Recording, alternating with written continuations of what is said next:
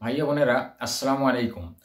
আমাদের যে কেতাবুল ফিতরের হাদিস সৃষ্টি চলছে, তো তারই আজকের আপনাদের জন্য দুটি হাদিস উপস্থাপন ইনশাআল্লাহ।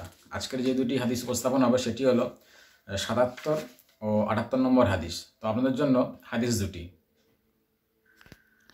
আলী ইবনু আবি তালিব রাদিয়াল্লাহু আনহু থেকে বর্ণিত, তিনি বলেন, আল্লাহ সুবহানাহু ওয়া তাআলা এই উম্মতের জন্য 5টি ফিতনা নির্ধারণ করেছেন।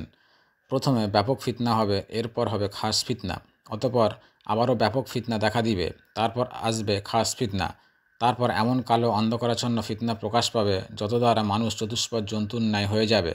অতঃপর কিছু চুক্তি হবে এবং লোকজনকে ভ্রষ্টতার দিকে আহ্বানকারী প্রকাশ পাবে। যদি তখন আল্লাহর সুবহানাহু ওয়া তাআলার দ্বীনের ওপর অটল থাকার মতো কোনো খলিফা বাকি থাকে, তাহলে তোমরা তারই আনুগত্য করো।